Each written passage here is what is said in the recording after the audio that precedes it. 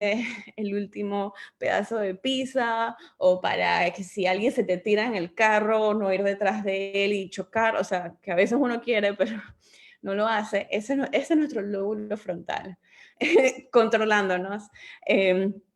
La capacidad para ponernos en los zapatos del otro, o sea, para ser empáticos, tiene que ver mucho, mucho con el lóbulo frontal, que son necesarias para la vida diaria. O sea, el niño que no se puede controlar en el salón de clases porque viene el otro amiguito y le tiró un papelito y entonces este se para y le pega. O sea, ese es un problema con un control inhibitorio.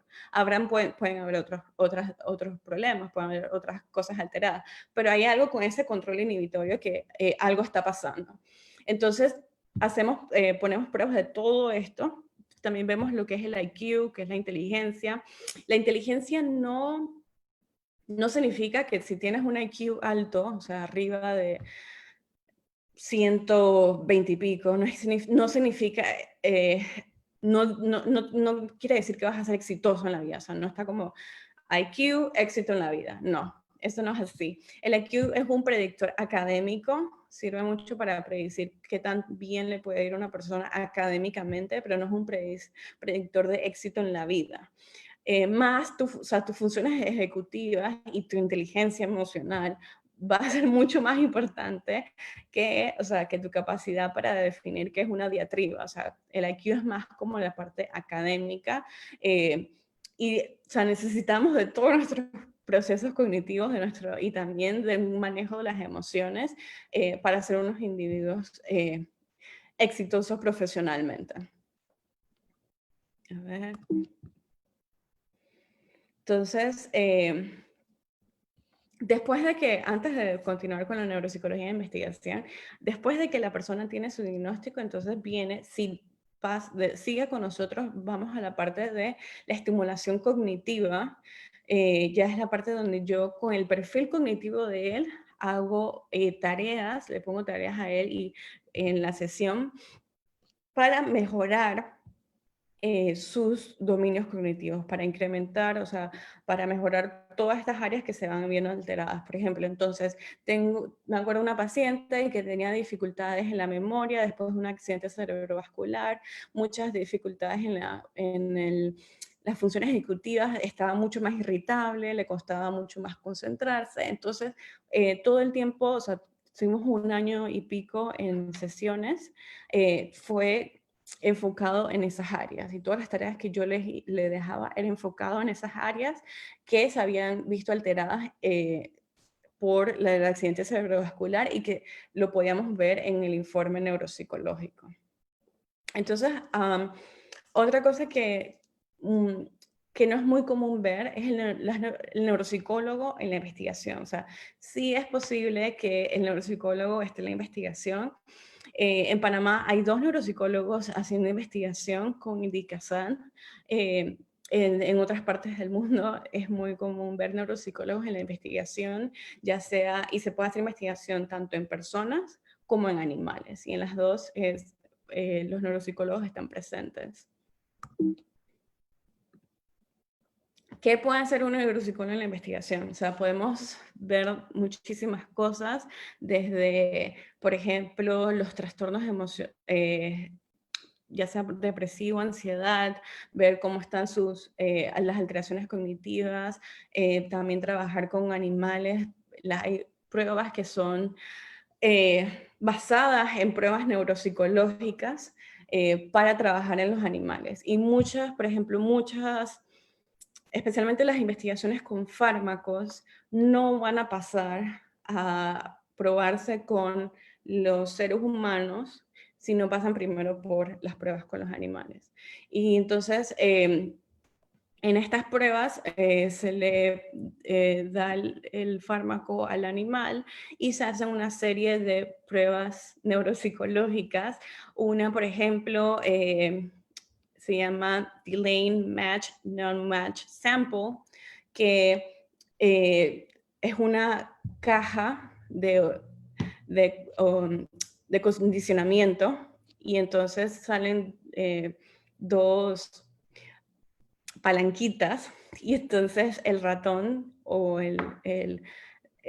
sí tiene que presionar una, y luego se esconden las palanquitas y se le da un tiempo, y luego salen las dos palanquitas y el ratón tiene que presionar la que ya había presionado. Si lo hace bien, se le da un reforzador, y si no, se le da como un timeout.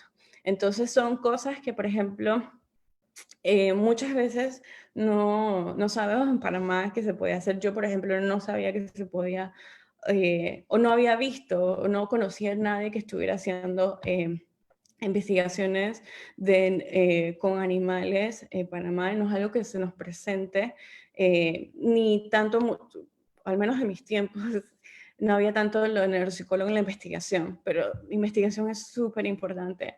La verdad es que yo quisiera poder tener mucho más investigación de neuropsicología en Panamá, poder trabajar con nuestra base de datos. Nosotros utilizamos en las pruebas neuropsicológicas baremos de España, baremos de México, baremos de Colombia, porque no tenemos con qué compararlo con nuestra población en Panamá. Entonces, puede ser que la dislexia en Panamá se presente de manera diferente. Pueda que el déficit de atención en Panamá sea de manera diferente, que nuestros niños tengan un perfil cognitivo de déficit de atención diferente que los que se ven en México, los que se ven en Colombia. Puede que académicamente, o sea, en una de las preguntas del WISC de la prueba de inteligencia dime razones o funciones de las librerías. O sea, en Panamá, ¿cuántas librerías hay? ¿Cuántas bibliotecas hay? ¿Eran las funciones o para qué sirve una biblioteca? Eh, en Panamá, ¿cuántas bibliotecas hay? Hay muy pocas bibliotecas. Para nosotros no es común ir a estudiar a una biblioteca. Entonces, esas son cositas que nosotros, o sea, que no va de acuerdo a nuestra población. Se hacen, por ejemplo, adaptaciones de la prueba. Chile tiene una adaptación del WISC para su población. Entonces, son cosas que se podrían hacer en Panamá, pero que todavía no se hacen. Ojalá en un futuro se pueda hacer. Dependemos mucho de lo que se invierta en el gobierno, o sea, lo que invierta el gobierno para investigación. Lastimosamente, dependemos mucho de eso. Pero sería interesante, o sea, y sería muy positivo poder trabajar con baremos, con pruebas que han sido adaptadas para Panamá. Entonces, esa es otra función del neuropsicólogo, hacer adaptaciones de las diferentes pruebas, de las diferentes tareas a la población con la que está trabajando. Entonces, esto es uno de los artículos. Se los puse más que nada para los estudiantes, si están pensando irse a estudiar ya sea neuropsicología o cualquier maestría fuera, y si pueden, traten de unirse a un grupo de investigación. Sé que Indicasat, por ejemplo, sé que estudiantes que han trabajado con Indicasat o con algunos otros grupos de investigación en Panamá, porque al menos en la universidad que me gradué, la investigación no era algo requerido, o sea, no era algo que ¿cómo lo digo así? Nos motivaron a hacer mucho, entonces, pero es algo demasiado importante, demasiado necesario, y cuando te vas afuera, te das cuenta que era necesario. Entonces, tome en cuenta eso, si todavía estás en la mitad de la carrera, o si estás incluso finalizando, o si estás empezando, lo que sea, y puedes unirte a un grupo de investigación ya sea nada más yendo a reuniones, lo que puedas, para que vayas conociendo de eso.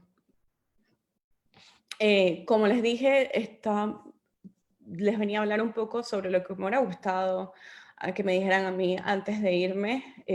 Yo estudié 2 veces, o sea, estudié primero en Colombia mi maestría en neuropsicología, luego volví a Panamá, trabajé por 3 años en Panamá y luego ahora estoy en Michigan. Larry dijo que Detroit, no estoy en Detroit, estoy en un pueblo retirado, pero, o sea, ¿qué cosas debo tomar antes de irme? Entonces, ¿qué debo tomar en cuenta antes de irme? Tengo que tomar en cuenta, y esto es lo más importante que les puedo decir, que la universidad a donde vaya esté acreditada en Panamá. ¿Cómo sé eso? Vayan a la Universidad de Panamá. eh, Hay un lugar en la Universidad de Panamá, si hay alguien aquí de la Universidad de Panamá, o sea, que pueda decir el nombre exacto, pero sé que es arriba de lo que ellos le dicen la loma, pero era arriba de una loma que había que eh, caminar un ratito. Y en unas oficinas ahí, dije, o sea, te dan todas las cosas que debes tomar en cuenta para tu maestría. Porque esto es importante. Conozco personas que han regresado a la maestría y no se las han convalidado. Y la verdad, yo, o sea, no puedo creer eso porque pierdes, eh, tal vez igual los conocimientos no los pierdes, pero pierdes plata, pierdes tiempo, eh, o sea, te frustras y tendrás que tomar una maestría en Panamá o de nuevo irte. eh, Así que es muy importante que esté acreditada. Si estás interesado en neuropsicología, debes tomar en cuenta que la maestría debe ser maestría en neuropsicología. Tuve una amiga que se fue a Alemania y su maestría no decía neuropsicología, sino maestría, creo que era como neurociencias cognitivas, y ella es una, o sea, una persona muy inteligente, su investigación era wow, pero no se la convalidaron en Panamá. Entonces, tienen que tomar eso en cuenta a la hora de buscar una maestría afuera, que diga exactamente pues, el título que ustedes vayan a tener o que vayan a querer tener en Panamá, si es maestría en psicología clínica, si es maestría en neuropsicología. Ver cuánto tiempo dura el programa, porque, por ejemplo, sé que algunas maestrías en Panamá, cuando nada más son de un año, no te las convalidan, o entonces te dicen, no, esto no es una maestría, sino una especialización. Eh, Mi maestría fue 2 años, mi maestría fue en neuropsicología clínica en la Universidad de San Buenaventura en Medellín, que está acreditada en Panamá. Ya vamos, 3 personas nos hemos graduado ahí que están en Panamá, y hay otra que está terminando este año. Eh, eh, pero hay otras universidades, o sea, que nada más ofrecen la maestría de un año, y muchas veces en Panamá no te la convalidan porque dicen que no cuenta como una maestría porque no cuenta con la cantidad de créditos. Entonces, si vas a la maestría de neuropsicología, también, o sea, un año en lo personal es muy poco para poder aprender todas las cosas. Incluso 2 años es poquito, pero eh, busca un programa que tenga de todo, especialmente si quieres ser clínico, o sea, si quieres diagnosticar, busca un programa que te enseñe a aplicar pruebas, y no solamente aplicarlas, sino también interpretarlas, porque aplicar las pruebas, o sea, cualquiera lo puede hacer, pero es interpretar las pruebas la parte más difícil. Entonces, un programa que también tenga prácticas profesionales y o sea, que te exponga en el campo para que tengas como un preview antes de regresar en Panamá. Esto va para los que, o sea, yo sé que no es que todo el mundo quiera estudiar en Estados Unidos, yo tampoco era algo que me llamaba la atención, pero estos son tips para los que quieren estudiar en Estados Unidos. Sé que hay gente que sí. Eh, eh, Dependiendo del programa, hay mucha competencia. Busca los lugares por estados, los lugares que te gustaría vivir, y busca los programas de las universidades que te gustaría buscar. O sea, aquí en las universidades toman mucho en cuenta tu currículum, o sea, cuántas asociaciones eres parte, tu voluntariado, si has trabajado en investigación, o sea, si has sido parte de alguna investigación, si tu índice también, tu índice académico lo ven. O sea, todas estas cosas que te puedan hacer sobresalir de las otras personas, son cosas que se le podría, o sea, importantes para poner en el currículum. Y algo que les quería decir, yo estoy haciendo esta maestría acá prácticamente por menos de $5,000, por ahí. ¿Por qué? yo conseguí, o sea, los 2 años, son 2 años y fueron como, bueno, van a ser 2 años. Busquen en las universidades cuando apliquen algo que se llama Graduate Assistantship o Graduate Assistant, que es lo que yo estoy haciendo, ser profesor de laboratorios. Entonces, te cubren los créditos y te dan hasta un salario para vivir. No es el salario wow, pero es algo. Entonces te puedes ahorrar mucho porque sé que es algo que a veces nos desanima para ir a estudiar afuera, es que es caro, pero hay diferentes ayudas. También está la beca Fulbright, que la da la Embajada de los Estados Unidos, que bueno, creo que ahorita con todo lo del COVID va a ser un poquito difícil, pero está la beca Fulbright, también está la beca creo que se llama Chevenon, que es para Inglaterra. Si estás pensando ir o sea, si lo que quieres es hacer un doctorado, yo te recomiendo ir a un doctorado de una. O sea, no, no hagas primero la maestría, especialmente acá en Estados Unidos, muchos de los programas son directos al doctorado, nada más que son 6 años.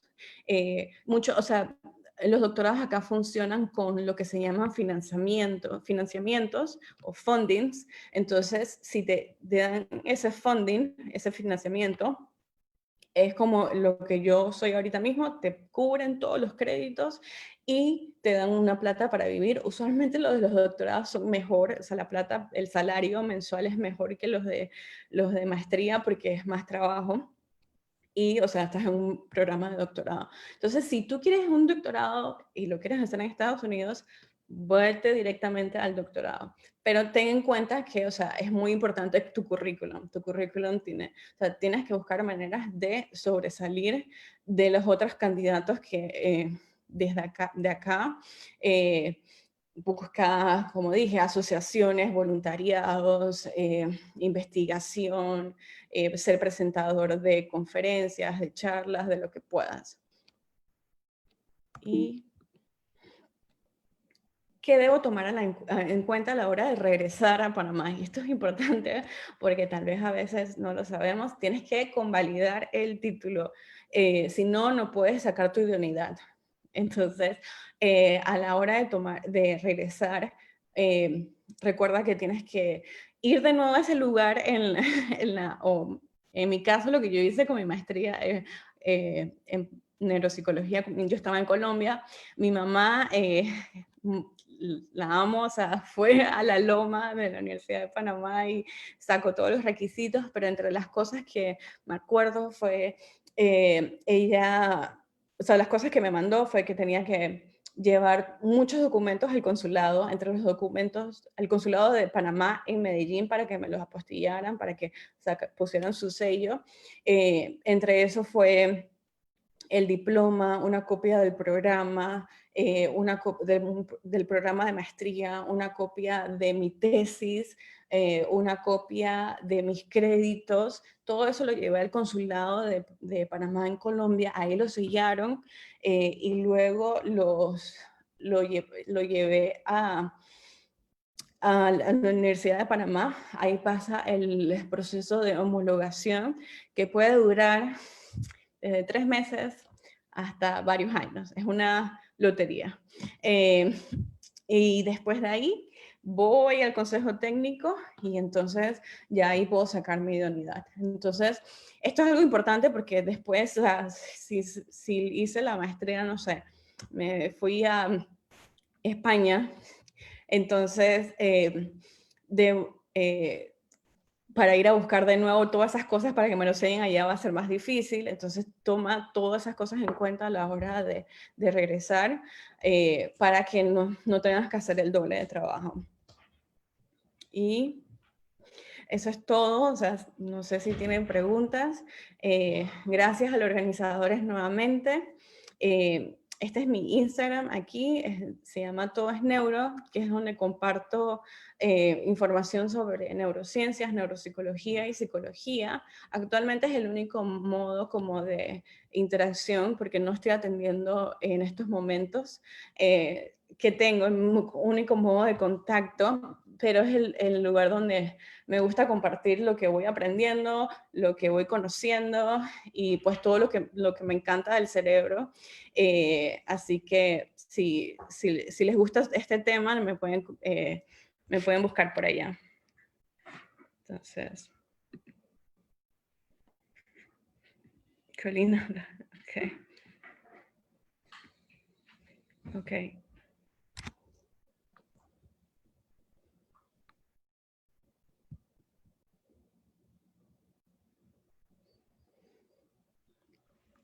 No sé si tienen alguna pregunta, si no, entonces... Bueno, muchas gracias, Xochitl, el Magister, licenciada. Yo creo que una de las cosas que más nos pudo haber gustado escuchar de todo lo que has hablado es que la maestría te está saliendo por menos de 5,000 balboas. Creo Sí, que a muchos se nos debió haber abierto o sea, los ojos así. el mismo programa, o sea, el mismo... Claro, qué bueno, qué bueno. Nada, mira, vamos a hacerle a todas las personas que nos están escuchando y nos están viendo, la sesión de preguntas la vamos a hacer al final, después de la presentación de nuestro próximo expositor, pero sí me gustaría hacerte preguntas, sobre todo, Xochitl, ¿en qué momento de tu carrera, cuando estudiaste la licenciatura, dijiste neuropsicología es lo mío? ¿Qué fue esa iluminación? ¿Dónde fue y cómo fue? Eh, bueno, yo cuando entré a la carrera, yo vi neuropsicología, me llama la atención, pero la licenciatura en la USMA es muy clínica, entonces como que uno se seduce por lo clínico, o sea, por la terapia y eso, como que Claro. estaba como que... em, pero en mi tercer o cuarto año empecé a leer y escuchar mucho a Helen Fisher. Helen Fisher no es nada neuro, ella es antropóloga, pero ella está muy metida en todo lo que es las neurociencias del amor y hace muchas investigaciones con neurocientíficos sobre el amor. Entonces ahí yo me di cuenta que me gustaba mucho el leer sobre el cerebro. Una amiga me dijo que me recomendó que me especializara en algo que me gustara leer. Y yo como que me gusta mucho leer sobre el cerebro, o sea, la parte neurocientífica, toda esta parte de cómo, o sea, qué estructuras se activan, o sea, qué neurotransmisores, eh, qué está pasando en tu cerebro. Y luego cuando hice mi práctica educativa en la Atenea, me di cuenta que había una necesidad de neuropsicólogos en Panamá. Entonces, como que, bueno, hay campo y me gusta.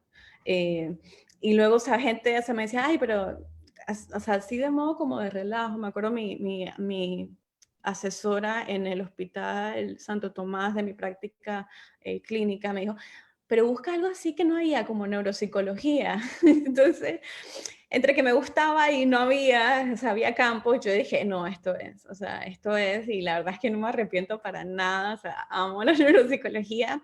Ahora sí estoy más en la parte como neurocientífica, porque aquí lo que estoy haciendo es bastante de neurociencias. Ahora ya no solamente son las estructuras ni los neurotransmisores, son también los marcadores de las células, es el ciclo celular, es, o sea, el ADN, el ARN, o sea, es algo, o sea, como este otro lado que no tenía, no lo tenía, pero que complementa muchísimo la parte que ya tenía. Entonces, no me arrepiento para nada haber estudiado neuropsicología. Qué bueno, y eres una persona que para los que les guste la neuropsicología, ya estás abriendo camino, ¿no? Mira, quería enseñarte a ti y a todos los demás. Cuando yo empecé la carrera, como el segundo cuatrimestre me topé con una materia llamada neuroanatomía. Y yo dije, ups, ¿esto qué es? Me asusté, de hecho, porque yo en la escuela lo que es química, biología, eso no era, pero me amplió el panorama, la gama de colores. Yo creo que muchos pensamos que psicología iba a un solo norte y de repente cuando me encuentro con esta materia dada también por la profesora Biel Calmanza, que la dio de una manera excepcional, yo dije, wow, el cerebro es algo tan fascinante y tuve que buscar y buscar y mira lo que conseguí, lo que encontré. Sí, me Esto es un encanta. cerebrito, tiene todo, es como un Lego, tiene todas las partes del cerebro diseccionadas y tú las armas. porque de verdad que el cerebro es fascinante. Xochitl, mil gracias por siempre apoyarnos, gracias por ser ese grupo de psicólogos que está apoyando esta campaña que les dije al inicio. Y nada, pues te invito ahora a que formes parte como espectadora para nuestro próximo expositor. Gracias, Xochitl. Gracias. Bueno, continuando con el plan, ahora vamos a darle paso a nuestro próximo expositor. Él es Mario Pimentel, egresado de licenciatura en Psicología en la Universidad Latina de Panamá, ex becario del IFARU, cuenta con un máster en Neuropsicología y Educación, Universidad Internacional de La Rioja, en España. Está cursando estudios de maestría en docencia superior con especialización en tecnología y didáctica educativa en la Universidad Tecnológica de Panamá. Cuenta con asistencia a congresos de neuropsicología y participación en concursos de banners científicos. Posee una publicación de artículo científico en una revista científica nacional con el tema Relación entre lateralidad y comprensión lectora en niños de 7 y 8 años de un colegio particular de la ciudad de Panamá. Actualmente está laborando en el área educativa, de consulta privada y en universidades. Sin más, y muchas gracias Mario Pimentel por querer formar parte del grupo de psicólogos en estas actividades. La pantalla es tuya. Muchas gracias, muy buenas noches. Para mí es un placer poder estar aquí y poder darles esta capacitación más enfocada a la parte de la neuropsicología educativa. Quisiera dar un breve pantallazo y para eso les voy a mostrar una imagen que definitivamente nos plantea dos escenarios diversos, dos realidades distintas. A nivel de ambiente, sin duda que hay diferencias marcadas. Vamos a enfocarnos en la imagen de la izquierda, posiblemente son alumnos que están trabajando en mesas colaborativas, están trabajando en un ambiente, pudiera decirse, propicio, hay lockers, hay comodidades. La imagen derecha es un colegio rancho de aquí de Panamá, pero aún así se ve una interacción bastante positiva para el aprendizaje. Y lo que yo quiero que se queden con esta comparación de imágenes y que nunca se les olvide es que si hay algo en común, es que cada estudiante tiene un cerebro y si tú comprendes el funcionamiento de ese cerebro, puedes comprender y optimizar el aprendizaje de cada uno de estos estudiantes. Es por esa razón que la neuropsicología educativa plantea la combinación neurociencias, psicología y educación. Esas tres disciplinas juntas, comprendiendo con las neurociencias las bases neurocientíficas del cerebro, con la psicología más enfocada a la parte comportamental y la educación en cuanto a metodologías de enseñanza, esa combinación nos permite optimizar el aprendizaje de los estudiantes. Es por eso que la neuropsicología aplicada al contexto educativo se centra en la evaluación, diagnóstico e intervención de estudiantes en su entorno escolar. Del mismo modo, a nivel internacional, ya diversas revistas científicas se han enfocado hacia este campo. Aquí podemos ver estudios de neurodidáctica, entendiendo la didáctica como el arte y ciencia de enseñar, pero si le añadimos neurodidáctica sería entendiendo la manera en que ese cerebro aprende, asimismo yo optimizo la enseñanza, ya partiendo de una base de docencia. Tenemos también mucho el estudio de inteligencias múltiples dentro del proceso educativo y también hay revistas en Estados Unidos como la Mind, Brain and Education Science, que tiene una revista enfocada a la parte de Mind, Brain and Education, esa combinación de neurociencia, psicología y educación. También les puedo mencionar diversas ramas de investigación. Xochitl mencionó algunas. Les voy a mencionar algunas enfocadas a la parte educativa. Sé que hay estudiantes de psicología. Sé que de pronto hay personas que están cursando alguna maestría. Y es muy interesante ver el estudio de variables enfocado al sector educativo. Por ejemplo, el efecto de la privación del sueño en el aprendizaje. Uno de los efectos que tiene la privación del sueño en humanos es el deterioro de la memoria, según López en el 2015. También otra variable que yo siempre intento hacer docencia es la lateralidad y su relación con el aprendizaje de la lectoescritura. ¿Por qué motivo? La lateralidad guarda relación con la estructuración espacial y con el aprendizaje de la lectoescritura. Entonces es otro campo interesante.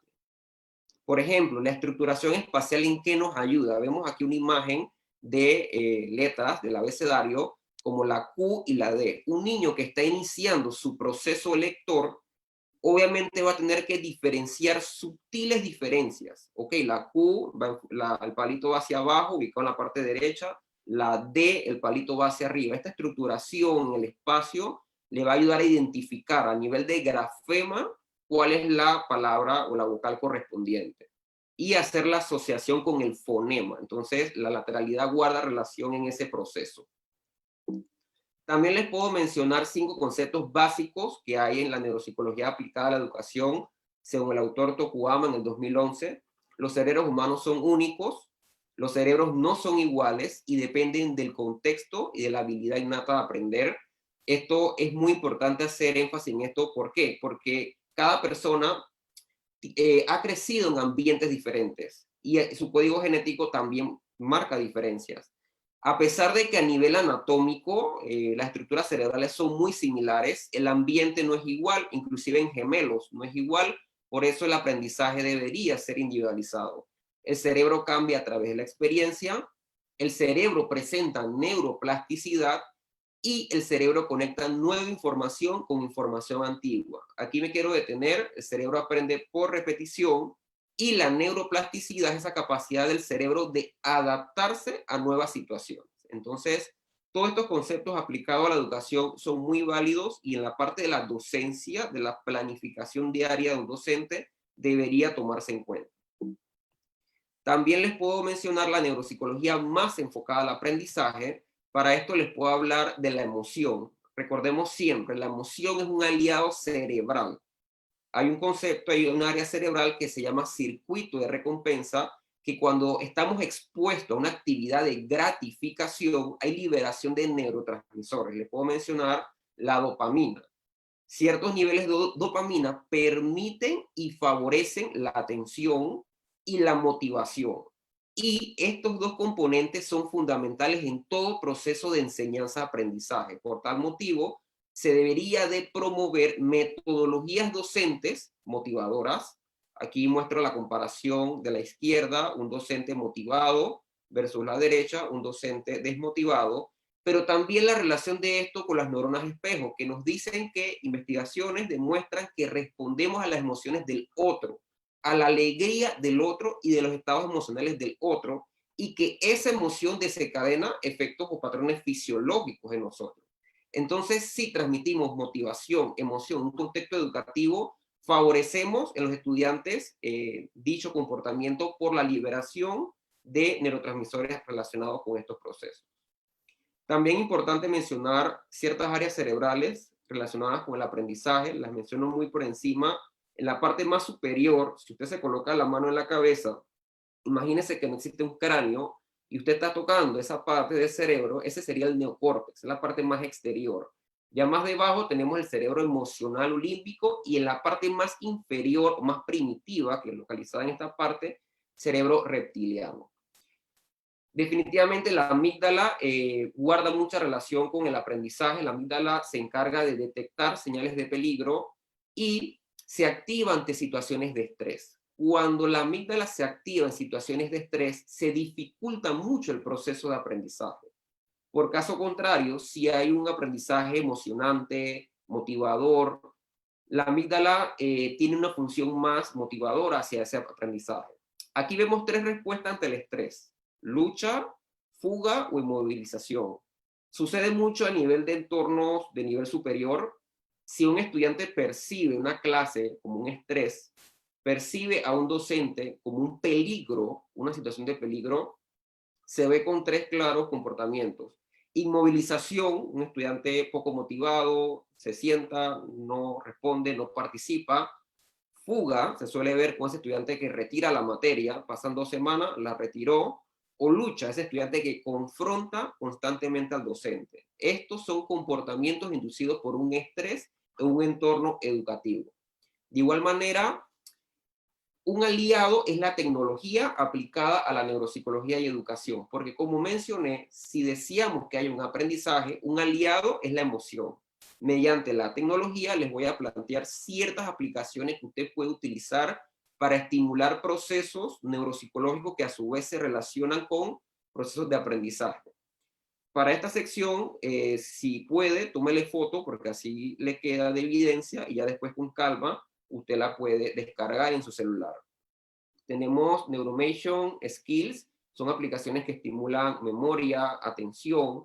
Yo lo he probado conmigo, me ha funcionado bastante bien. También a los niños les resulta muy interactivo, entonces esta parte, más en este confinamiento, definitivamente que las TICs, el uso de la tecnología aplicado a la estimulación cognitiva es muy buena, así que se las puedo recomendar.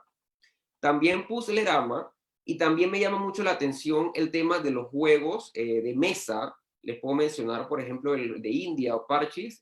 Un estudio de Rodríguez en el 2014 nos menciona que estimula procesos de atención, cálculo, resolución básica de problemas. Yo lo he trabajado con niños. Usted coloca una ficha, un cuadrante, y usted le pide que te cuéntame cuántos pasos o cuántas casillas debes de pasar para llegar a la casilla tal, número tal. De manera transversal, estás estimulando cálculo y simultáneamente estimulas procesos neuropsicológicos relacionados con la atención y funciones ejecutivas como la resolución básica de problemas. También hay un componente de planificación, ya cuando hay estadios superiores, en donde se debe planificar una estrategia para el logro de una meta. Entonces, la investigación científica apunta al estudio de juegos de mesa como recurso a utilizar para la estimulación cognitiva en niños y también personas adultas. También hay un software muy bueno desarrollado por Senacid, UTP, Udela, CIDITIC, se llama SEDI, Software Educativo para la Dislexia. Les recomiendo, por favor, tómenle foto a esta pantalla y cuando ya acabe la capacitación, usted la revisa. Es muy bueno porque no solamente se puede utilizar con niños que presentan dislexia, sino que también es un aliado para la enseñanza y consolidación y desarrollo de la lectura y escritura. El software es muy bueno, tiene ejercicios de discriminación visual, discriminación auditiva, coordinación visomotora. La verdad es que lo recomiendo bastante y es gratis. Fue realizado con fondos panameños y creo que la población debe de educarse buscando estos recursos para beneficio de nuestros niños. Importante, si bien es cierto la tecnología nos da bondades, de igual manera hay que dar su límite de exposición. Es por eso que basado en la Academia Americana de Pediatría, nos recomienda que en niños de 0 a 2 años tratar de evitar el consumo de pantallas. De 2 a 5 años limitarlo 1 hora al día y más de 6 años establecer límites de exposición. Las pantallas hay que supervisarlas, hay que darle límites a nivel visual de manera prolongada, afecta en la parte visual y más en los niños que esa retina, ese sistema visual todavía se encuentra en desarrollo. Entonces es fundamental tener mucho cuidado con el tema de las pantallas. Neuromitos, también quería hablar de ciertos neuromitos. Por definición, un neuromito, según Tokuyama, nos dice que son sobregeneralizaciones sobre el cerebro o afirmaciones de la cual hay poca o nula evidencia científica. Es decir, son creencias erróneas y distorsionadas que se propagan entre docentes y comunidad educativa sobre el cerebro. Estoy seguro que la mayoría habrá escuchado, por ejemplo, que el ser humano solo utiliza el 10% de su cerebro. Si bien es cierto, a pesar que ha habido avances en las neurociencias con las técnicas de neuroimagen, establecer el porcentaje exacto que utiliza el cerebro en una funcionalidad o en un proceso es muy complicado. Y pongo el ejemplo sencillo de los niños que empiezan a leer. Un niño cuando está empezando a leer, obviamente consume muchos más recursos cognitivos que cuando esa lectura ya está consolidada. La lectura de pseudopalabras y la lectura de palabras conocidas no es igual. Por tal motivo, hablar o establecer o estandarizar un porcentaje no es poco confiable y así lo dice la evidencia científica. Otro neuromito, hemisferio derecho o hemisferio izquierdo. Todos hemos escuchado, no, tú eres hemisferio izquierdo, tú tienes estas características o tu predominancia es el hemisferio derecho. Realmente ambos hemisferios trabajan en conjunto ante cualquier tarea cognitiva. El cerebro es dinámico y cada hemisferio se comunica mediante el cuerpo calloso. El cuerpo calloso facilita la comunicación entre ambos hemisferios. Otro aspecto a tomar en cuenta, por lo cual es un neuromito. Y les quisiera hablar de la lateralidad porque fue una de mis variables de investigación cuando cursé la maestría en neuropsicología y educación. La verdad que me impresionó mucho la importancia que tiene este proceso para el correcto desarrollo de ese estudiante o esa persona y de cómo esa variable influye en los procesos de aprendizaje. Es por eso que les quisiera hablar qué es la lateralidad. En pocas palabras, es la preferente utilización de un lado del cuerpo sobre otro. Les coloqué esta imagen porque no solamente presentamos una dominancia a nivel de mano o a nivel de pie, sino que también una dominancia visual y una dominancia auditiva. Es decir, tenemos también dominancia sensorial. Así como tenemos una dominancia a nivel de motricidad, como es la mano y el pie, también tenemos una dominancia sensorial. Es por eso que hay diversos tipos de lateralidad. Tenemos lateralidad homogénea, tenemos lateralidad heterogénea. En el caso de la lateralidad homogénea es cuando los 4 lados de la parte sensorial y la parte motora están ubicados del lado derecho. Pero cuando tenemos una lateralidad heterogénea, hay 3 casos. El tema del ambidiestros, que son muy pocos a nivel mundial. El tema de la lateralidad por definir, aquel niño que ya tiene 8, 9, 10 años, todavía no ha definido un patrón claro. Te agarra el lápiz con la mano derecha, después lo suelta, después te utiliza la mano izquierda. Esa es una lateralidad por definir, pero también una lateralidad cruzada, que por ejemplo, ese estudiante, ese paciente a nivel de motricidad, mano y pie, tiene una dominancia derecha, pero a nivel visual y auditivo tiene una dominancia izquierda. Entonces, ¿por qué es importante el estudio de la lateralidad? Porque a pesar de que no hay estudios concluyentes, varios estudios han evidenciado que la influencia de la lateralidad guarda una relación con alteraciones lectográficas. Pero hago mucho énfasis, no hay estudios concluyentes porque hay otros estudios que no encuentran una relación significativa, por lo cual todavía hay que seguir estudiando esta temática. Yo diría que como psicólogo, futuros estudiantes, estudiantes de psicología que van a ser futuros psicólogos, tomen la lateralidad como un factor a considerar, un factor de riesgo. Una lateralidad cruzada nos puede dar indicios de posibles alteraciones lectográficas. ¿Por qué motivo? Nos dice Mesonero que cuando un profesional se encuentra con un niño con dificultades en el aprendizaje de la lectura, no hay que descartar factores como entorno y familia, dificultades de discriminación entre derecha e izquierda, algún retraso en su maduración nerviosa y alteraciones de lateralidad. Me voy a detener un poco en la parte de discriminación derecha e izquierda. Es como he comentado en anteriores capacitaciones que he realizado, mi proyecto personal, con el terapeuta ocupacional Jorge Martínez.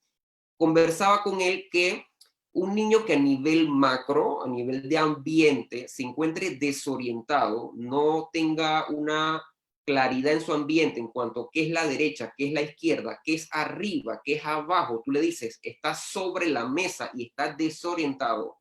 No podemos pretender que sea un niño que cuando se siente y esté con un cuaderno, mágicamente se encuentre orientado, porque no va a ser así. La maestra le va a decir, se lee de izquierda a derecha, y él no va a ser capaz de seguir la consigna y va a estar con mayor lentitud que el resto de sus compañeros, y a nivel psicológico, el ser más lento que el resto de tus compañeros genera bajón en la motivación. Entonces, por eso es importante consolidar estos estadios de desarrollo para que posteriormente el aprendizaje de la lectoescritura sea mucho más fácil. Aquí les pongo nuevamente, cuando el niño está aprendiendo las letras del abecedario, él se guía por la ubicación de diversos indicadores, con el palito hacia abajo, el palito hacia arriba, de la Q, la D, la B y la P. Entonces pueda que le esté leyendo y en vez de decir queso, te lea deso, por ejemplo. Entonces, por eso es importante estimular lateralidad, estructuración espacial. También el gateo fundamental, lo conversaba con Jorge Martínez, que él es terapeuta ocupacional. El gateo es fundamental porque permite y facilita esa organización cerebral entre ambos hemisferios, y vamos a reflexionar un poco. se mueven mano derecha, mano izquierda, pierna derecha, pierna izquierda, lo cual facilita esa comunicación a nivel cerebral, hay una organización, y es como esa primera puerta de entrada de ese niño a ubicarse en el ambiente, ubicarse en el espacio, y también promueve y estimula el tono muscular. El niño está ejercitándose, está moviéndose, entonces facilita el posterior desarrollo de la lateralidad. Por eso, fundamental tener claro la relación psicomotricidad-aprendizaje. En un primer momento pareciera que no hay mucha relación, pero sí la hay, la evidencia científica sí lo marca. Por eso es una variable a tomar en cuenta. Siempre trato de hacer docencia con la pirámide del desarrollo de Lázaro y Berruezo en el 2009. Nos menciona que antes de pensar en un posible aprendizaje académico, que está ubicado más o menos en la punta de la pirámide, lo vemos por aquí, deberíamos pensar en consolidar principios básicos de parte sensorial, tacto, propiocepción, vista, oído, olfato. Después pensar en esquema corporal, que el niño sepa identificar cuál es su oreja, cuál es su hombro, cuál es su ojo, cuál es su cabello, cuál es su cabeza. Es importante esto. Coordinación visomotriz, destrezas del lenguaje. Como mencionaba Xochitl, la importancia del trabajo interdisciplinario. Ni el psicólogo, ni el neuropsicólogo, ni el neuropsicólogo educativo lo sabe todo. Debemos trabajar en conjunto, en armonía con otros profesionales, porque el principal beneficiado es ese niño que va a recibir beneficio de las terapias. También, ¿qué nos dice todo esto?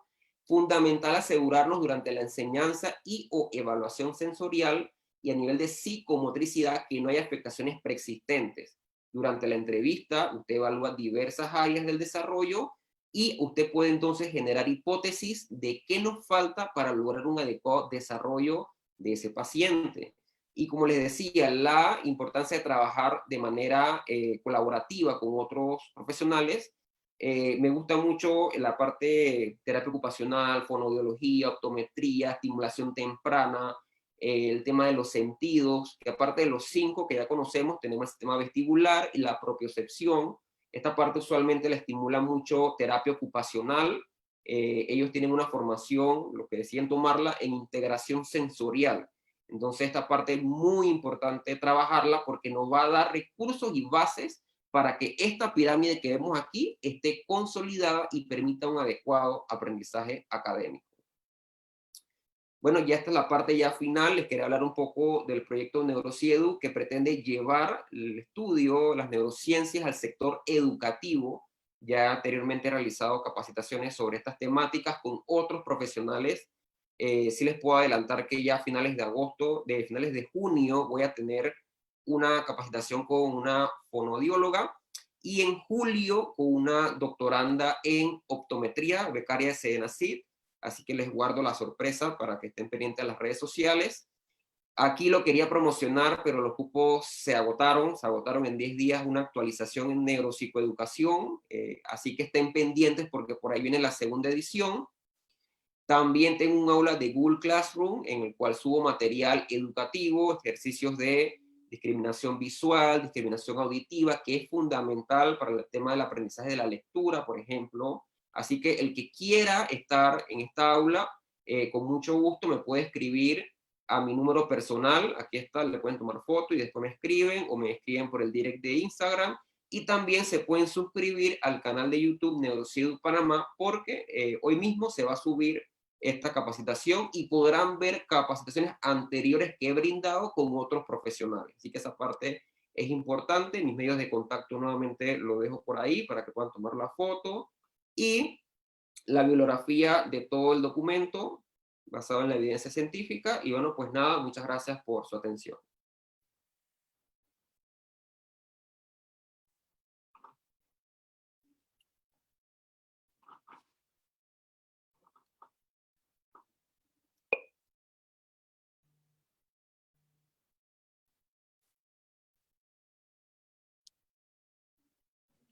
Ok, muchas gracias, Mario. La verdad, muy interesante. Mario, para ver si dices el número telefónico que nos acaban de chatear, que no se vio el número, por favor. para que lo pase? Sí, sí, sí, claro que sí, lo vuelvo a proyectar con mucho gusto. Usted le toma la fotografía correspondiente y usted me puede contactar con confianza. Yo sí soy bien accesible en esa parte, ya sea por la parte celular o por la parte del direct del Instagram. Tómale la foto por aquí. Y estamos para contribuir. Como les mencioné, tengo proyectos en Google Classroom. Usualmente subo recursos por allá. También tengo recursos en el YouTube. Estoy abriendo capacitaciones. Ya les digo, la de julio se acabó en 10 días.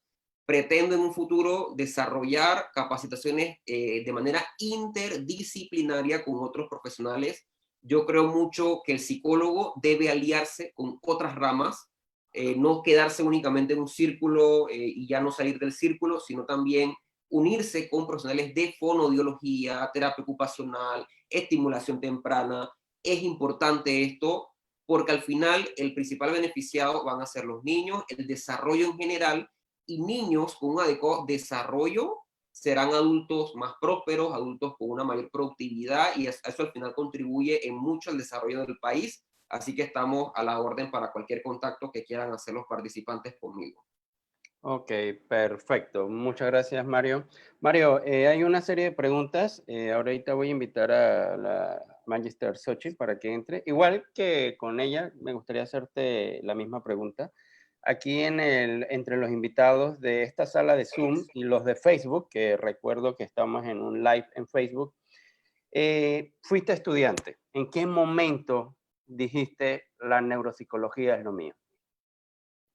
Ok, una muy buena pregunta. Desde que cursé la asignatura Bases Biológicas de la Conducta, tú la das en el primer cuatrimestre cuando entras a la carrera de psicología, me encantó y fascinó mucho el tema de las bases biológicas a nivel ya cerebral y de cómo ese proceso marca una influencia en un posterior comportamiento. De ahí inició esa semilla. Ya después cursé neuroanatomía, psicofisiología, psicofarmacología, y cada vez me encantaba más. Ya yo lo hacía más de manera autodidacta, ya con libros, papers, artículos, y ya cuando termino la universidad, como a los 3 meses, 2, 3 meses, IFARU lanza un concurso de becas, un máster en neuropsicología y educación, la Universidad Internacional de La Rioja. Fui uno de los 20 seleccionados por concurso, por mérito académico. Por eso, como decía Xochitl, la importancia de tener unos buenos calificaciones, ser perseverante, hacer investigación. Ya terminé esos estudios, ahora mismo me encuentro en la parte de la docencia superior en la tecnológica, porque la parte de tecnología con la parte de neurociencia, psicología y educación hace una muy buena combinación, ya que, bueno, como les mostré, la UTP tiene un software que estimula la parte de lectura, ayuda mucho a la parte de dislexia. Importante trabajar en eso, aliarse con la tecnología. Creo que la virtualidad y la situación del COVID nos ha hecho adaptarnos a un nuevo escenario al cual debemos estar preparados. Así que, bueno, pues nada, de ahí nació mi pasión y es algo de lo cual escogería 1000 veces más, y en un futuro me gustaría seguir estudiando de eso, seguir fortaleciendo mis competencias, porque es un campo muy bonito, que te abre muchas oportunidades, se me han abierto muchas oportunidades, y creo que la parte de ser emprendedor es muy fundamental como competencia a desarrollar entre psicólogos. Perfecto, muchas gracias.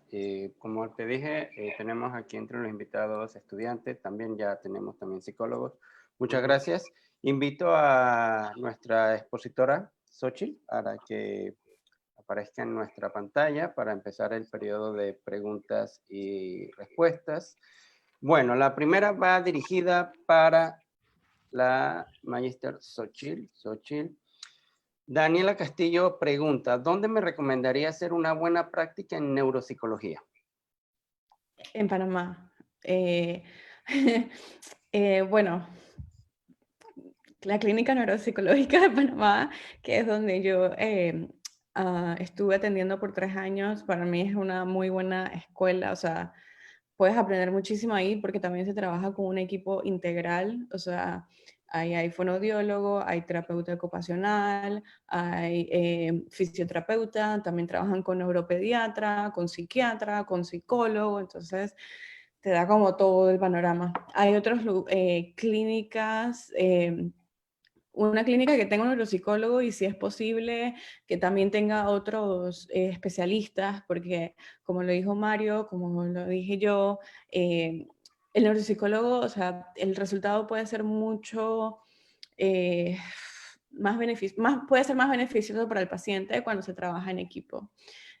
Cuando lo que tal vez mi debilidad es la fortaleza del otro especialista y entonces nos podemos ayudar mutuamente y se le da un mejor diagnóstico al paciente.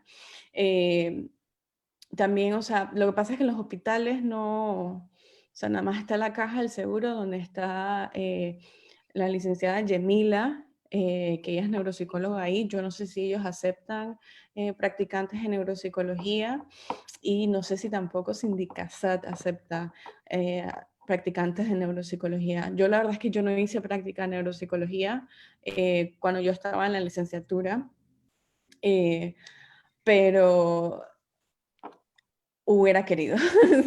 Así que esos son lugares. Está, por ejemplo, lugares que tienen neuropsicólogo en Panamá, es la Clínica Neuropsicológica de Panamá, uno que se llama Holistic Mind Steps, está el de la licenciada Angélica Coombs y Crecer, creo que se llama el otro.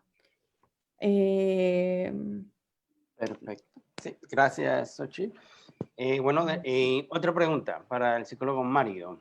¿Hay alguna relación entre la lateralidad, esta es hecha por Denis Mendoza, la lateralidad, el equilibrio y el equilibrio en una persona? He visto niños que a los 4 años aún no discriminan izquierda y derecha y cuando crecen tienen problemas para ubicar espacio-tiempo. Sí, sí, sí, al final todo se relaciona. La parte de psicomotricidad engloba diversos aspectos, esquema corporal, lateralidad, ubicación espacial, la parte de coordinación, el tú estar coordinado en tus movimientos, se da mucho a aquellos niños que se tropiezan con facilidad. Entonces, todo se relaciona. Como les mostré la pirámide del desarrollo, una psicomotricidad estimulada adecuadamente, por lo general va a traer consigo un correcto desarrollo del resto de áreas, pero sí, todo se relaciona y al final son variables que van ligadas una con la otra, así que sí están relacionadas. Ok. Aquí otra pregunta. Me gustaría que contesten todas. Voy a tratar de ver cuáles se relacionan y las que no, entonces hacerlas. Aquí hay una interesante de Marjorie Wilson. Creo que esta es para Xochitl. Para doctorados, hay que haber publicado algún research paper. Depende de dónde lo vas a hacer. Hay doctorados que no, por ejemplo, o sea, hay doctorados en algunas partes del mundo que no les interesa o no les molesta que no hayas tenido.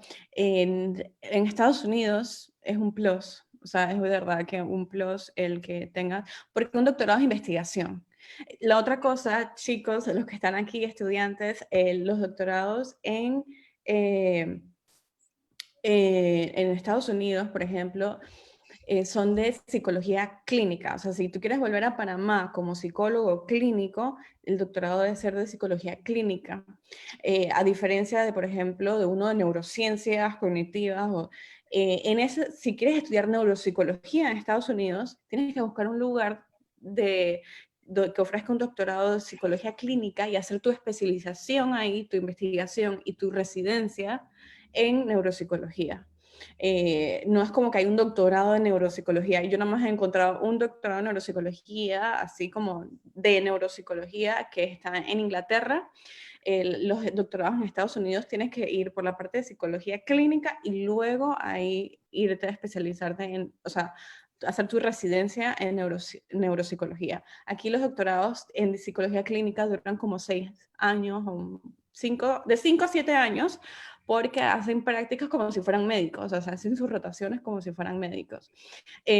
No es como que si no tienes research paper, ya estás eliminado, pero de verdad que te da un plus. Y si, por ejemplo, quieres hacer un doctorado en neurociencias y no quieres hacer un doctorado en que vas a hacer pura investigación, entonces sí, los research papers son de bastante ayuda porque dice que tienes experiencia en investigación. O sea, eso es algo bastante que certifica que tienes experiencia en investigación. Pero no se desanimen si no tienen, o sea, o sea, ustedes vayan, intenten y lo peor que puede pasar es que digan no y otro lugar en otro lugar se abren las puertas. Gracias. Hablo en nombre de la Latina, o sea, es la experiencia que tengo como estudiante de ahí. La profesora Lourdes Goicoechea y los que han sido estudiantes de ella saben, Xochitl, ella siempre nos recomienda y nos instruye que pongamos investigaciones en la revista científica de la Latina. Y no sé, a veces pensamos los estudiantes que es algo como una meta muy a largo plazo de que ya debemos tener el grado de psicólogos y como estudiantes no tenemos esa visión de poner ya un artículo científico y como dices, o sea, no es necesario, pero abre muchas puertas, ¿no? Sí. Sí. Ojalá, es que yo me enfoqué en eso, en esta, es como que las cosas que me hubiera gustado, que me hubieran dicho a mí. Claro, claro. Sí, lo dijiste en tu exposición, que no hay mucha investigación, o a veces no tenemos mucha investigación o no trabajamos en la investigación como tal. Y creo que eso, por lo menos, es un rol de los profesores. La profesora Goicoechea es una que siempre nos dice, hagan investigaciones, nos anima a que lo hagamos. Y bueno, aquí ya viendo el ejemplo tuyo y estos ejemplos, el doctor Mario también ya tiene Mario tiene su revista, su artículo, así que chicos, estudiantes, háganlo, vamos, ánimo. Yo mismo tengo que animarme. Perfecto. Paso para la otra pregunta de Marjorie Wilson también. Mario, ¿dónde recomendarías hacer nuestras prácticas?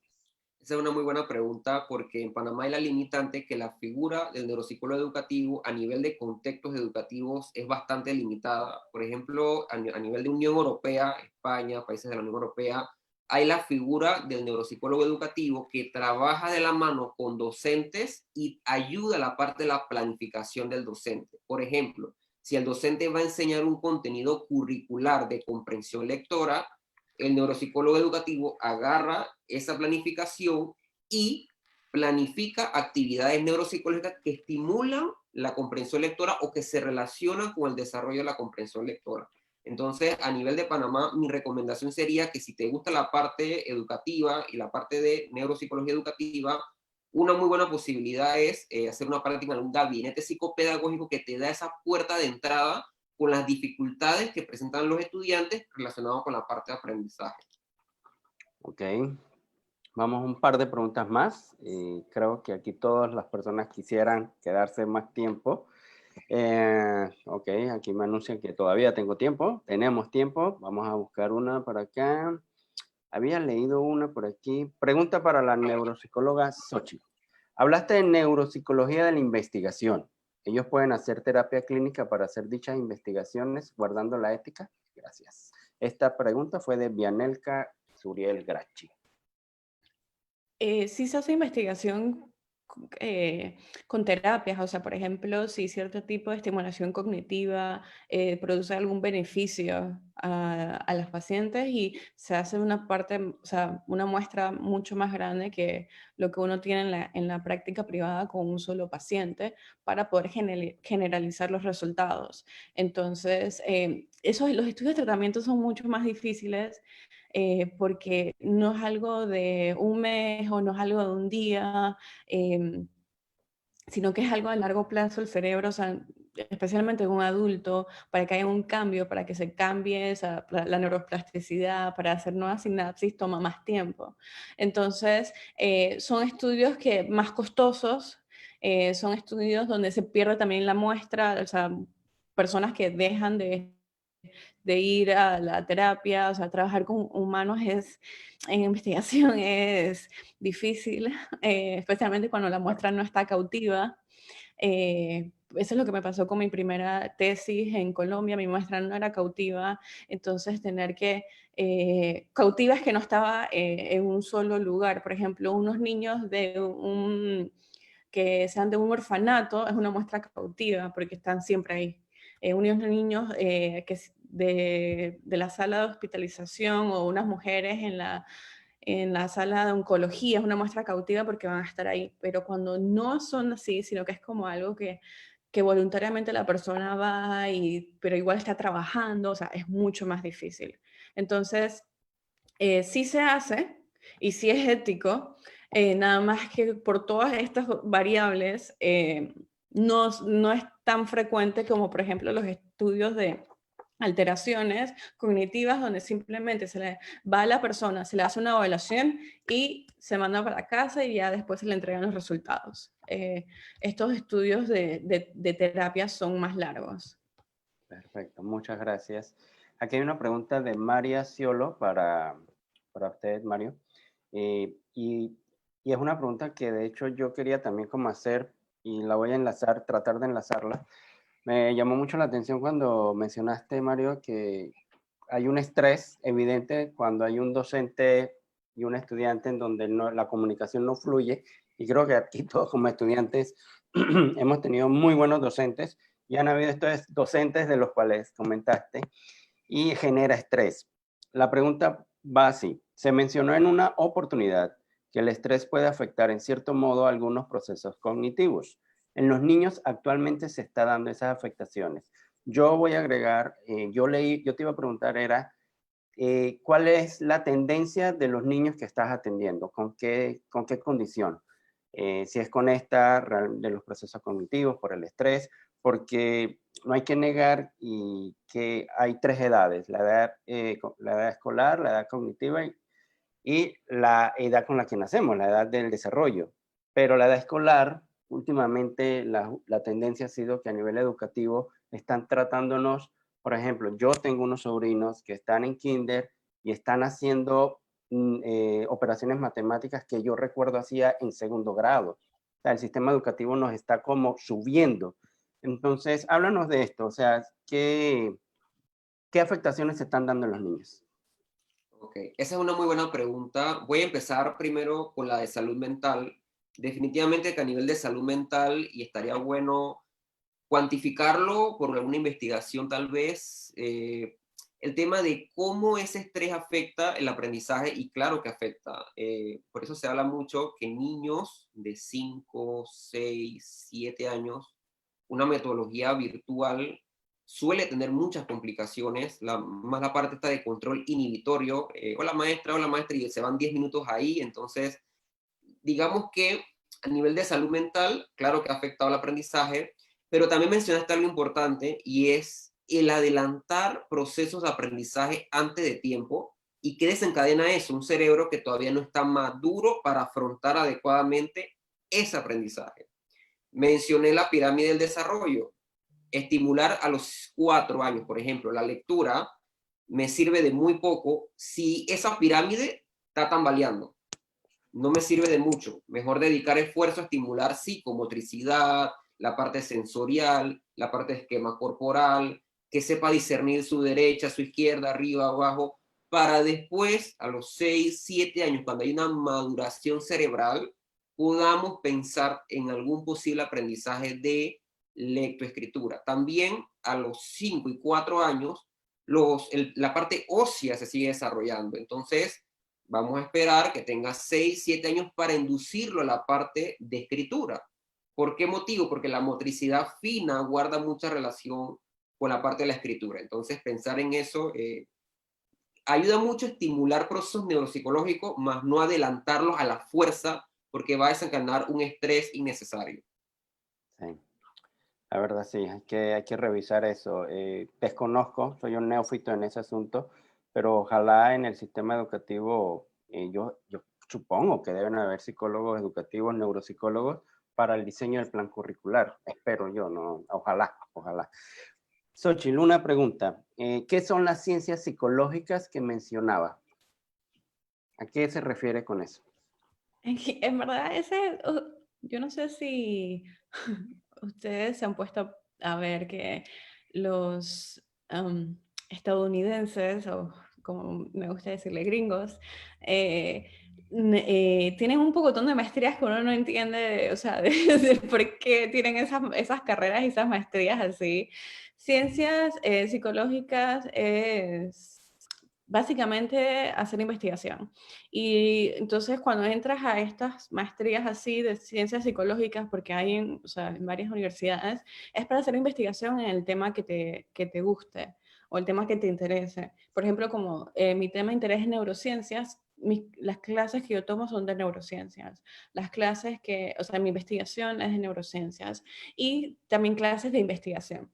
Este programa te prepara prácticamente para un doctorado, o sea, porque es lo mismo que haces un doctorado, al menos acá en Estados Unidos.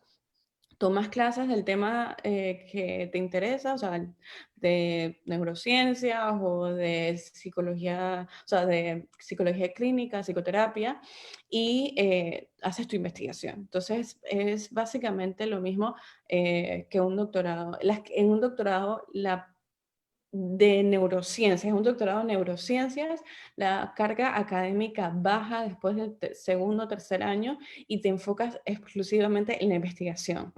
Esto no estoy segura en un doctorado de psicología clínica, o sea, cómo se funciona, porque ellos en el doctorado de psicología clínica también, o sea, tienes tu residencia, tienes la parte profesional, tienes las materias y tienes la investigación.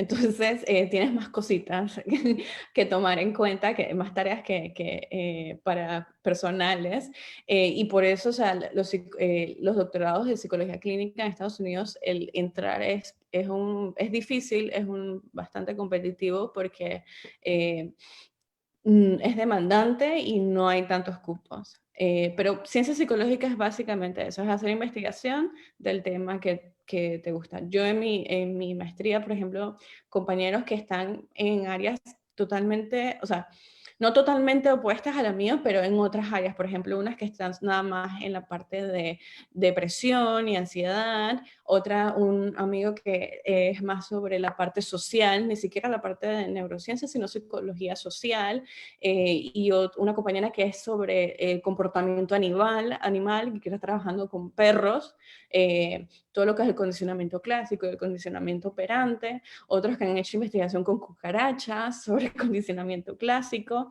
Entonces es como vas a ir buscando, o sea, del tema que tú te quieres especializar. Perfecto, gracias. Vamos a ir con las últimas preguntas. Antes, acotar, Giselle Camarena está presente, me dice que sí existen dentro de los gabinetes psicoeducativos en la aula de recursos, o sea que sí hay, era lo esperado. Una consulta para Mario. Una estudiante quien fue diagnosticada alrededor de los 8 a 10 años con trastorno límite, actualmente presenta problemas con la lectura y escritura. ¿Atiendes para hacerle un diagnóstico? Está asistiendo al colegio como estudiante especial, pero por no saber leer y escribir. Tiene 15 años actualmente. Elka. Ajá. A nivel de psicología hay pruebas de lectoescritura. A nivel de lectura tenemos el PROLEC R, que fue una batería que utilicé para mi investigación de lateralidad y comprensión lectora, porque uno de los subcomponentes que mide el PROLEC R es la comprensión oral, comprensión de oraciones y comprensión de textos. Entonces el PROLEC R muy bien pudiera ser utilizado para ese rango de edad. ¿Me repites el rango de edad? Lo voy a revisar acá.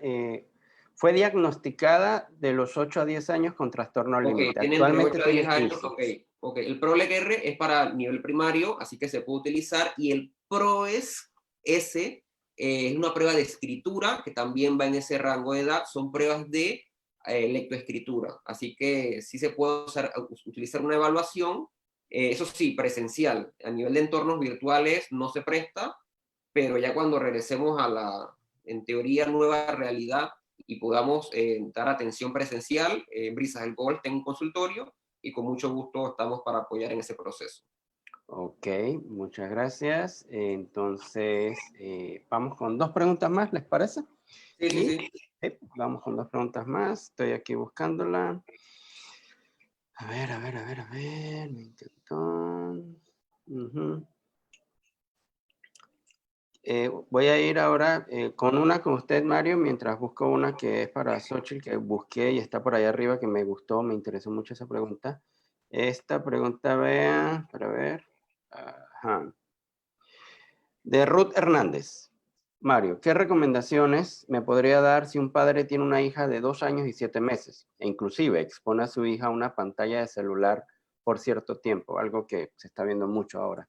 Y yo como especialista le explico lo de las edades y el tiempo que debe durar la misma con un celular. Es un padre que se rehúsa a captar lo dicho por un especialista. Además, él casi todo el tiempo se la pasa pegado a una pantalla. Según él siente que no es un daño para ella ni para él. Eso es algo... Es un tema que conversaba con Nadiuska Platero. Nadiuska Platero es doctoranda en optometría. Actualmente está cursando su estudio allá en Madrid, en España. Ella, algo interesante que me habló es que en Madrid está el primer centro terapéutico de adicciones a dispositivos electrónicos a nivel de Unión Europea, a nivel de Europa es el primero.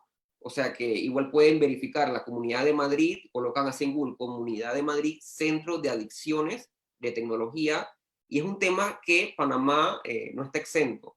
Así como sucede en Unión Europea, estoy seguro que en Estados Unidos también sucede, es algo globalizado, este sobreuso a dispositivo electrónico que definitivamente se ha incrementado de manera exponencial con esto de la pandemia. Entonces, es un tema del cual hay que hacer docencia, hay que divulgarlo en ferias de salud, cada vez que se pueda, en estos espacios hay que divulgarlo porque es una realidad. Nuestros niños presentan cada vez más adicción y esa adicción lo limita en otras áreas del desarrollo.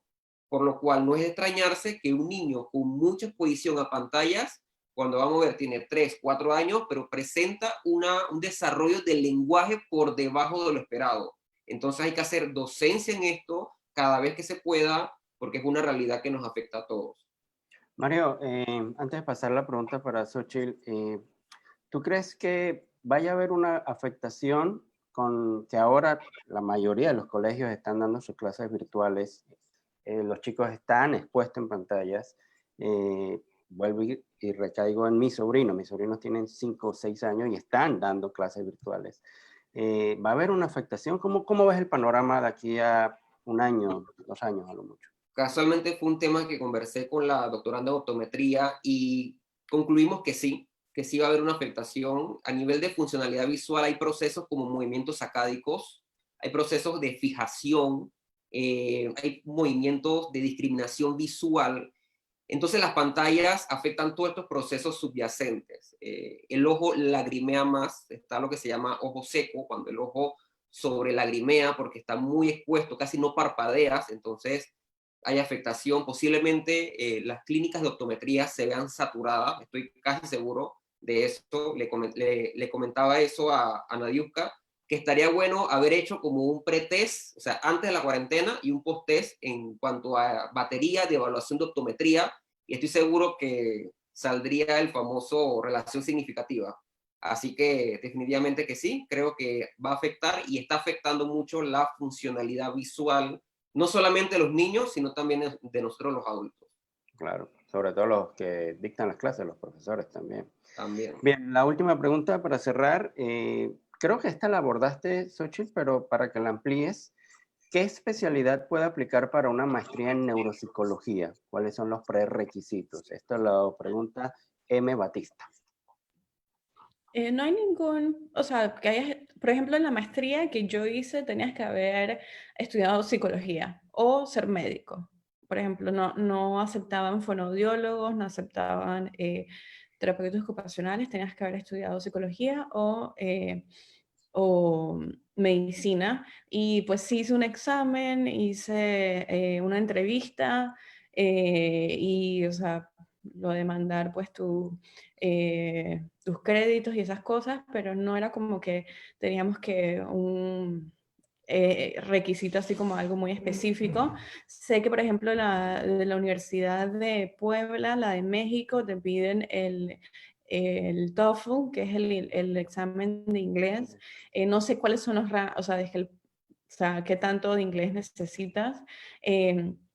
Pero, o sea, depende de la universidad, va a variar de la universidad. Usualmente, en verdad, para una maestría en Latinoamérica o en Europa, y no te van a pedir muchas cosas. En Estados Unidos, algunas universidades te piden el GRE, que es como el SAT, que es un test de donde tienes que escribir, donde tienes que hacer razonamientos de párrafos que te ponen, donde tienes que también resolver problemas de trigonometría, de geometría, de cosas que diste en segundo año, en octavo grado, pero o sea, depende del programa. Hay programas que no te las piden. Entonces, depende mucho de a dónde quieras ir y la universidad lo que te está pidiendo, pero usualmente no es que se pongan tan así como detallistas. Es tal vez en los doctorados que se pongan un poquito más así, que quieren más cositas, pero en las maestrías son un poco más flexibles. Perfecto. Dice Yari Nieto de Torregrosa, nos urge esa maestría en Panamá y la verdad sí. Bueno, cuando termine usted la maestría por allá, Xochitl, yo me imagino que vendrá por acá y nos ayudará a tener esa maestría que de verdad la necesitamos. Bueno, ya para cerrar, me gustaría aprovechar que se despidan de nuestros espectadores y nos digan qué recomiendan en este momento tan difícil que estamos llevando como humanidad. Xochitl, antes de empezar la sala, me dijo que ella está viviendo otra realidad, una realidad como alterna, pero igual, ¿qué nos recomienda, qué consejos nos dan sobre toda esta situación? Xochitl. Ah, ok, estar establecerse metas para el día a día. No hay que buscar, o sea, no irse a metas para el futuro con tanta incertidumbre, producir, o sea, establecerse metas futuras en estos momentos no vale la pena, o sea, nos vamos a decepcionar, las cosas están cambiando todos los días, las reglas cambian todos los días, todas las semanas, entonces mejor es como tomarlo día a día, establecerse metas para el día, para estar muy en el presente y no irse al futuro y preocupar al cerebro, porque preocuparse cortisol y el cortisol va a afectar todo el cuerpo y el cerebro. Y la otra, o sea, que es una de mis favoritas, es buscar algo que los haga reír.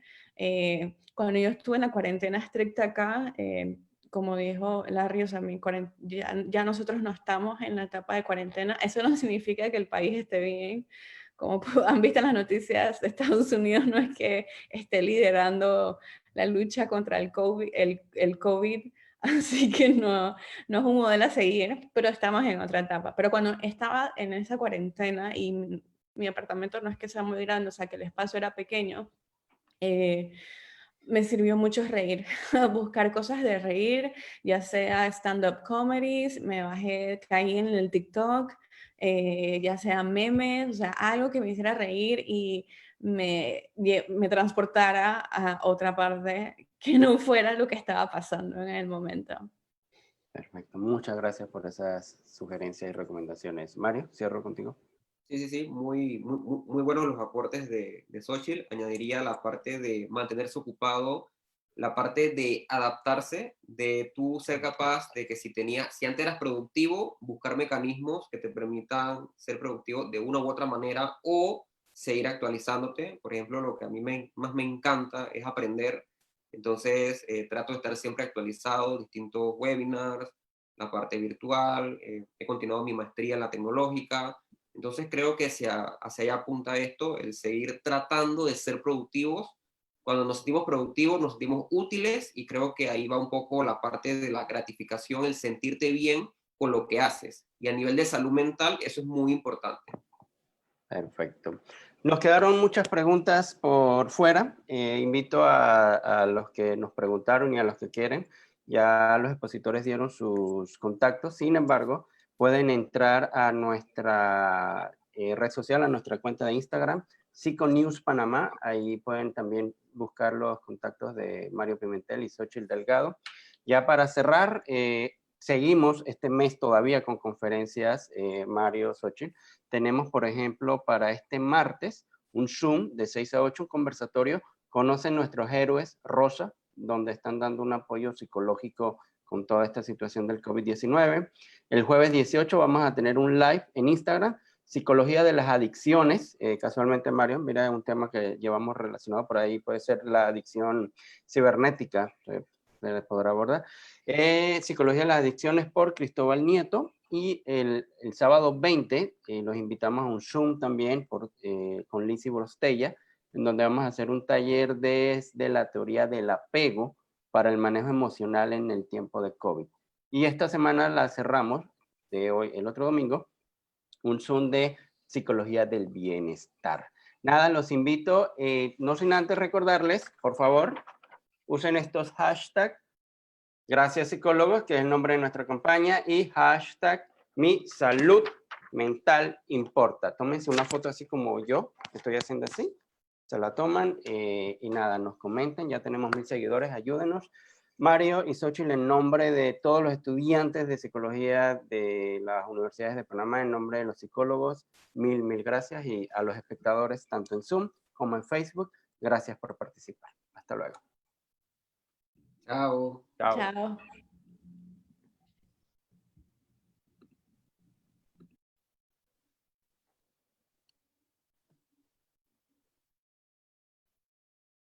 Muy bien, muchas gracias. Mientras los demás se están retirando, Nicole o Luis, por favor, para que le den fin ya al salón virtual. Les recuerdo, gracias psicólogos, hashtag mi salud mental importa, @psiconews Panamá. Hasta luego, chao.